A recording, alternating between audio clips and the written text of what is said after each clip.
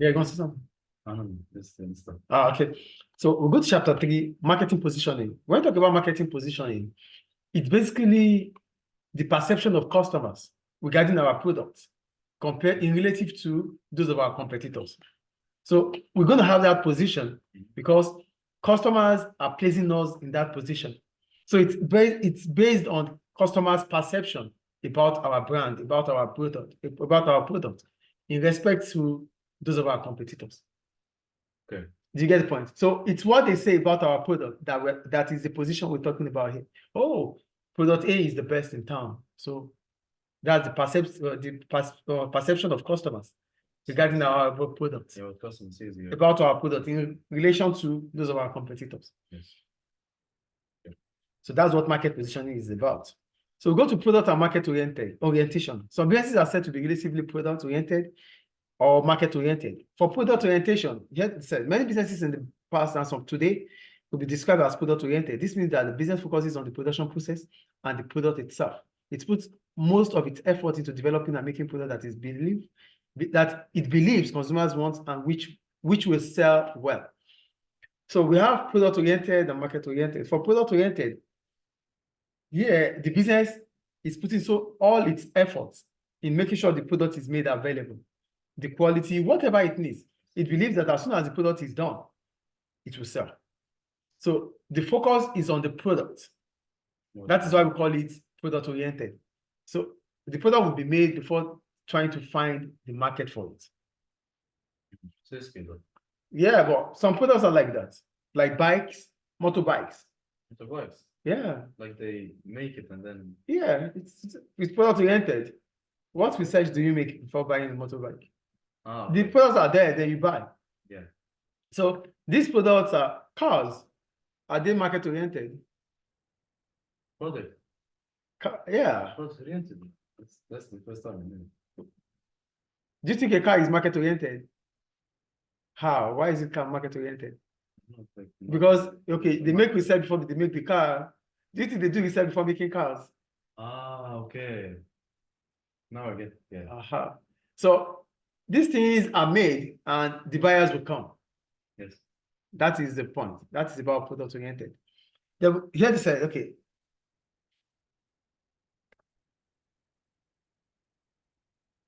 It was okay. Let's say they said there was also oversight. The product sold itself.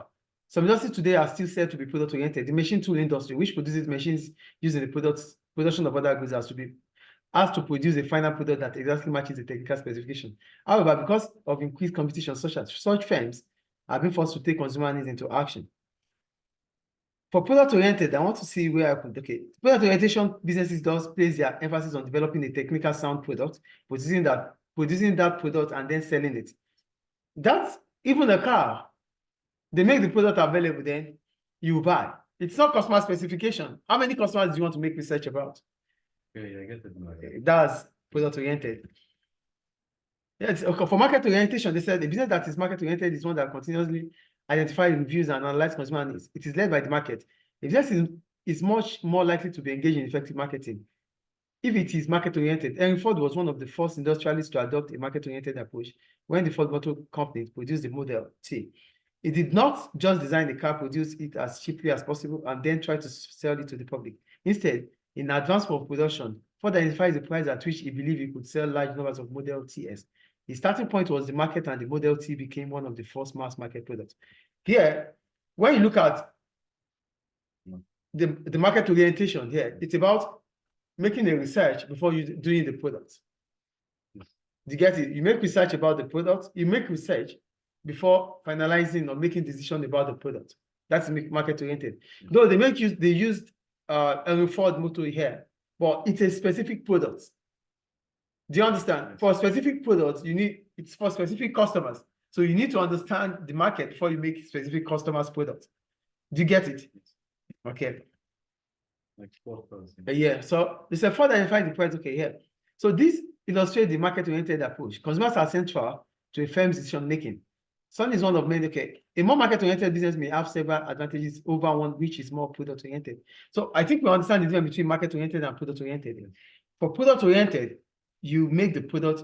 Much emphasis are made on the product, not finding the customers. So the product will be done before we start looking for customers. But for market-oriented, we make research about the product.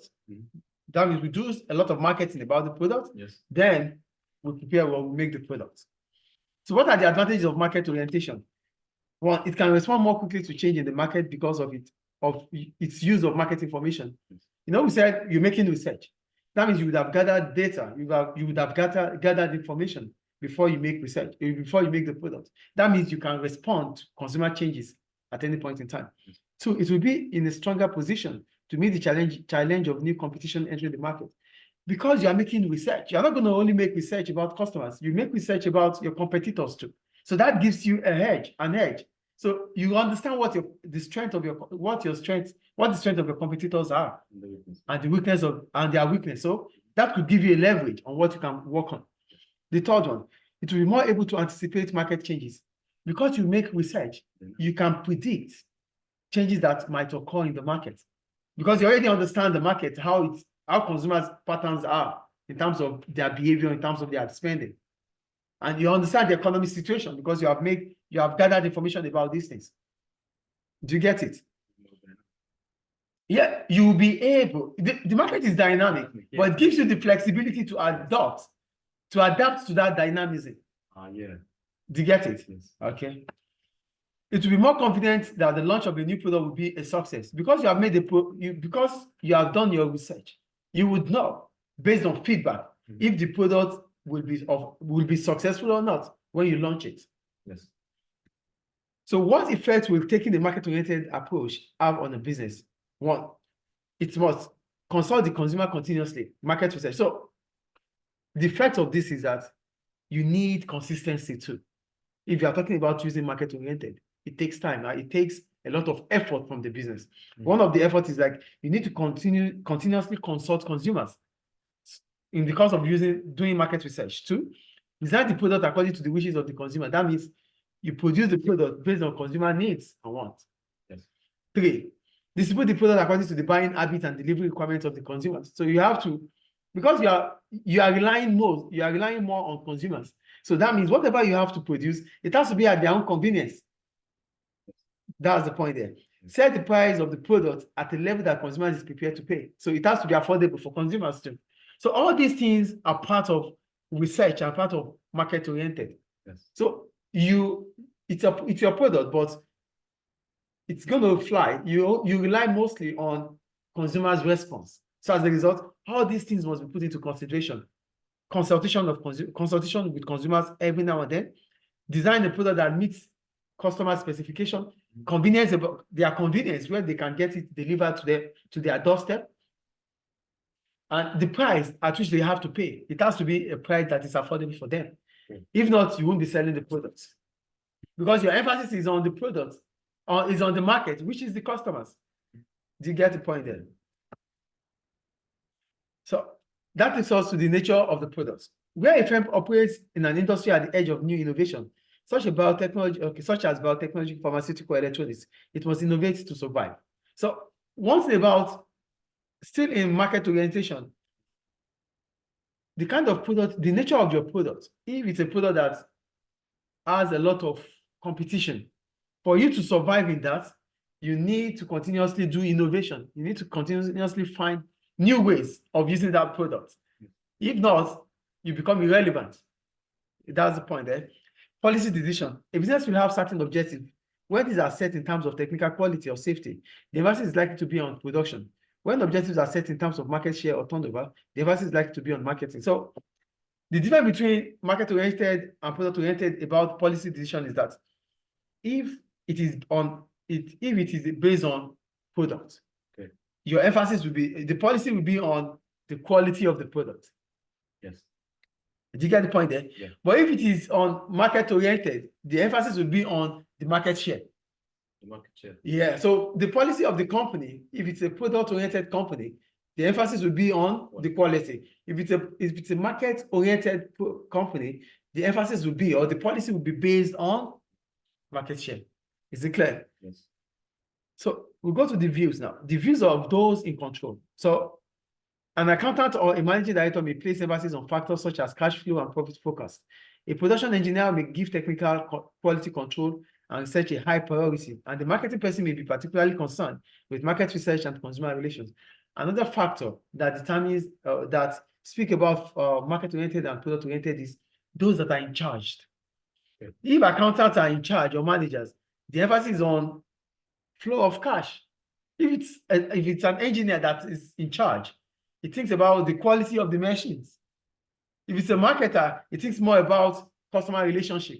So your walk of life, your area of expertise might determine the kind of emphasis you make on the product. Yes. Do you understand what I'm saying? Meaning it's not product oriented. If it's yes, if it's going to be product oriented or market oriented, the emphasis now is based on the experts you have. Okay. As an accountant, you will think more of market, Yeah. market oriented, because that is when cash will flow. Yeah. But as engineer, you think about product oriented because it's about technicality of the product. You think if the product is technical, Yes. people will buy. Do you understand the differences? So Yeah. that also the views of those in control can determine if it's going to be product oriented or market oriented. I think it's clear. Yes. The nature and the size of the market itself. If production costs are very high, then the company is likely to be market oriented. Only by being so can a company ensure it meets consumer needs and avoid unsold goods and possible losses. The size of the market. If you are selling in a mass market, yes, where production cost is always high, it's always low because it's going to be large. It's going to be on a larger scale of operation. Yeah. So if you are selling in a mass market, the only thing you think about mostly is how you enjoy economies of scale. Yes. And to get this done, you think about market oriented. Yes. Do you understand? Because that is the only way you can get your customers. You are selling to customers. So you think more of market oriented in a mass market than product oriented. Do you understand? Yes. The degree of competition. So for the degree of competition, how fierce is the competition in that market? If the competition in that market is much, they say a company faced with lack of competition will devote fewer resources to research with little concern about loss of market share. If there's no competition, you think about product oriented. Yes. Yeah. But if it is competitive, you think about market oriented. Yeah. I think it's clear. There's an example. Okay, make an example. For figure. Yeah, before we go to, they said the distinction between product and market orientation can be seen as this spectrum. More product oriented: coal mining, wheat farmer, water supply. Examples of market oriented: clothing retailer, soap powder manufacturer, supermarket chain. Because these ones are in the mass market. Yes. And for coal mining, it's not for everybody. Yeah. So I think you understand how it works now. So we're going to market positioning itself. So market positioning is concerned. Hold on, please. Sorry.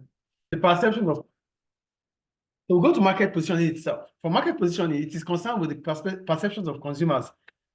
Perception consumers have about a product. So it's not just it's their perception, because they're going to compare your product with those of your competitors. So if they are rating your product high, it means that's how they see your product. So it gives you a hedge over your competitors. So the perception of customers about your product in relation to or in relative to those of your competitors is what we call market positioning. Is it clear? Yes. Consumers often position a business product in relation to those of its competitors. This can be in form of pecking order or product ladder. First, to plan marketing activities to shape consumer perception and therefore achieve a desired position. Some approaches that a business might use to position its product are outlined. So businesses will try whatever they can do to ensure that they have a better rating from consumers. That is what they do. So what are those things that they can do to allow to make them to have a better position in the position ladder? One, the benefit offered by the products. So for example, in the automobile market, some manufacturers emphasize safety, others the quality of work and staff, and yet more value for money. So what is the benefit of that using that product? What is the value for the money spent on that product? So some customers, some businesses, they put effort, they make emphasis on the value for the money customers will receive from using their product. That's the benefit of the product itself. Okay. The satisfaction they can derive from the product. Yes. So that could be the reason why consumers will rate them high. The second one, the USP, the unique selling point. So this is a key aspect of the product or service.